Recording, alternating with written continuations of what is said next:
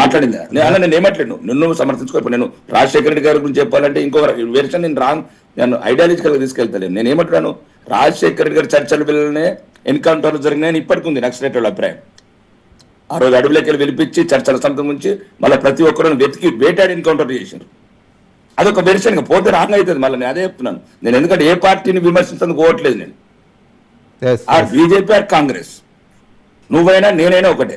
నేను అనేది ఏంటంటే ఎప్పుడైతే అణిచివేత, ఎప్పుడైతే అభివృద్ధికి నోచుకొని ప్రజలు ఉంటారో ఈ ఆవేదనలోకి వెళ్ళి పుట్టుకొచ్చిందే ఆవేశం. ఆ ఆవేశం ఈరోజు ఒక రూపం చెందుతుందన్నా ఎన్నిసార్లు అనిపిస్తుందో నాకే. ఒక ఎమ్మెల్యేగా అనిపిస్తుంది నక్సలైట్లు ఉంటే ఎంత బాగుంటుందని.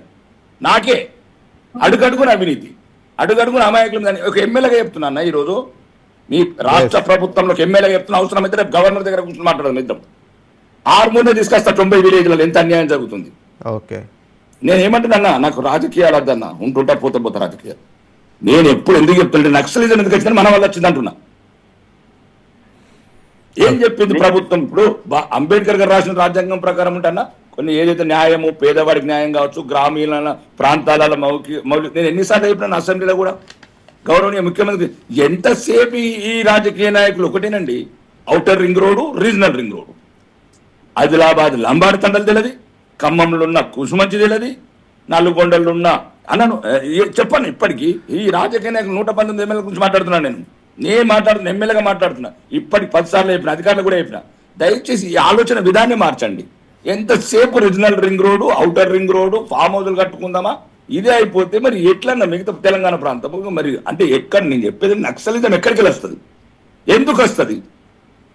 వాడికి విద్య అన్న ఇప్పటికి అసెంబ్లీలో మాట్లాడినా 125 ఒక్క మాట చెప్తున్నాను. ఈ మాట నేను పార్టీలు పక్కన పెట్టండి, నాకు ఏదో ప్రభుత్వాన్ని విమర్శించాలని కాదు. వ్యవస్థ అంటే కుళ్ళు పడిపోయింది, వ్యవస్థ కుంటుపడ్డది, వ్యవస్థ దరిద్రంగా తనేది. ప్రభుత్వ విద్యా వ్యవస్థ గురించి మాట్లాడిన అవినీతి రూపుమాపాలంటే నక్సలిజం రావాల్సిందే. నేను ఎమ్మెల్యే చెప్తున్నా, నేను కూడా నక్సలైట్ కావాలని ఉందని అంటున్నాడు. ఇప్పుడు దాన్ని నక్సలైట్ కావాలని కాదండి, నక్సలైట్ కాదు.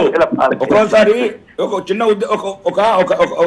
ఈ చిన్న ఉదాహరణ దయకరణ నేను ఎమ్మెల్యేగా అయిన తర్వాత ఒక్క హాస్టల్లో గురుకుల్లో 2 సంవత్సరాల నుంచి మురుగునీరు తీస్తలేరన్నా. 400 మంది బిడ్డలన్న ఎవరుంటాడన్న హాస్టల్లో? ఏ అధికారులకు స్పృహ లేదు, రాజకీయ నాయకులు అంటే 400 మంది పిల్లలు 2 సంవత్సరాల నుంచి అక్కడ డ్రైనేజ్ అవుట్ లేదు. డ్రైనేజ్ అవుట్ లేకపోతే నేనన్నాను ఇదేం దరిద్రం అండి అంటే వాళ్ళకు దొడ్డు దోమలు కుడితే పిల్లలకు జ్వరాలు, మలేరియా అయితే పట్టించుకుంటూ లేడు. నేను ఎంఆర్ఓని పట్టినాను. అక్కడ ఏదైతే కొద్ది అగ్రవర్ణాలకు ఉన్న ఏమంటారు మళ్ళీ ఈ భాష మాట్లాడితే ఇబ్బంది ఉంటుంది. అది మనం పరిష్కరించుకోవచ్చు కానీ మీరు అన్నది నేను చెప్పింది ఒక నిమిషం విను. మీరు పరిష్కరించలేరు, ఎందుకంటే రాజకీయ నాయకులే ద్రోహులు అంటున్నా డైరెక్ట్. దీన్ని బహిరంగంగా నేను రైట్ ఉంటా. దీనికి సమాధానం చెప్పండి. నక్సలిజం ఎందుకు పెరుగుతుంది? ఏ అభివృద్ధి లేకుండా పెరుగుతుంది.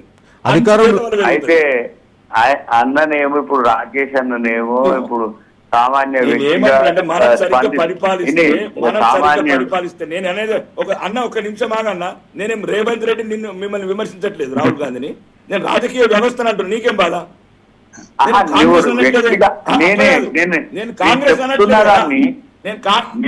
కాంగ్రెస్ అనట్లేదు కదా. రాకేష్ అన్న ఒక్కసారి అధ్యక్ష దయాకరణ మాట్లాడండి. నువ్వు అన్నదాన్ని ఏ ప్రభుత్వ వ్యవస్థ పనిచేయదని చెప్తున్నా. నేను ఎందుకు చెప్తున్నా, ఒక చిన్న ఉదాహరణ అంటే 400 మంది పిల్లలు దోమలు నేను ఎంఆర్ఓ బతిమలాడాను దయచేదాన్ని. సార్ ఎవరైతే బయట డ్రైనేజ్ రాణిస్తలేరో బతిమలాడండి సార్. పేద పిల్లలు ఉన్నారు, నేను అవసరమైతే నష్టపరిహారం ఇద్దాం అంటే ఆ డ్రైనేజ్ పోతుంది పొలాలకు వెళ్ళి పోనీయడు ఈనాడు. అక్కడ ఉన్న కొద్దిగా పెద్దవాళ్ళు ఉంటారు అంత అసోసియేషన్ లాగా, వాళ్ళని అడిగాను, అరే కొద్దిగా నచ్చ చెప్పండి నష్టపరిహారం తెప్పిస్తానంటే నీ అంటాడు అతను. ప్రభుత్వం చెప్తే ఈనాడు, ప్రభుత్వం చెప్తే ఈనాడు, రాజకీయ ఎమ్మెల్యే చెప్తే ఈనాడు, అక్కడున్న పెద్ద మనుషులు గ్రామ కట్టుబాట్లు చెప్తే ఈనాడు. అప్పుడు నేను అన్నాను, ఒక్కటి అడవిలోకి ఒక్క మనిషి వస్తే చాలు అరగంట నింటుండే కొడుకు అన్నాను. నేను చెప్తున్నది బహిరంగంగా చెప్తున్నా. ఇప్పుడు తహసీల్దార్ చెప్తున్నాడు, ఆర్టీఓ చెప్తున్నాడు, ఆర్సీఓ చెప్తున్నాడు, ఎమ్మెల్యే చెప్తున్నాడు, ఆ గ్రామంలో ఉన్న పెద్దలు చెప్తున్నాడు. కాబట్టి చెప్పేది ఏందన్నా, మనం కొద్దిగా నిజాయితీ ఉంటే నేనేమంటున్నా, సమస్యను- అందరికి వెళ్ళేది కూడా పేద పిల్లలన్నా, నక్సలైట్ కూడా పేద పిల్లలన్నా, వాళ్ళని అనవసరంగా మనం కొద్దిగా మంచిగా ఈ రాజకీయ వ్యవస్థలో ఇప్పుడు రాజకీయ వ్యవస్థలో కొద్దిగా మనం మారితే కొద్దిగా భవిష్యత్తులో అన్న. పిల్లలు అమాయక పిల్లలు అడుగులో బాట పట్టకుంటుంటారన్న. రాకేష్ రెడ్డి ఒక్కసారి మాట్లాడతాడు దగ్గర మాట్లాడండి. మీరు మాట్లాడాక మళ్ళీ రామ్మోహన్ గారు మాట్లాడాలి. ప్రతినిధిగా వ్యవస్థలో ఉన్న లోపాల మీద ప్రశ్న చేయడం అనేది సాధనను నీ పార్టీ యొక్క స్టాండ్ ను దాటి కూడా నువ్వు హ్యుమానిటీగా మాట్లాడడం నేను వ్యతిరేకించట్లేను, కానీ ఆ సమస్య పరిష్కారం కానిది కాదు. ఎందుకంటే మీరు ఎమ్మెల్యేనే, అక్కడ ప్రభుత్వం కూడా మీరు చెప్పిన మాట వినదు అనేది ఏమి ఉండదు. దాన్ని ఎట్లా పరిష్కరించాలనేది మనం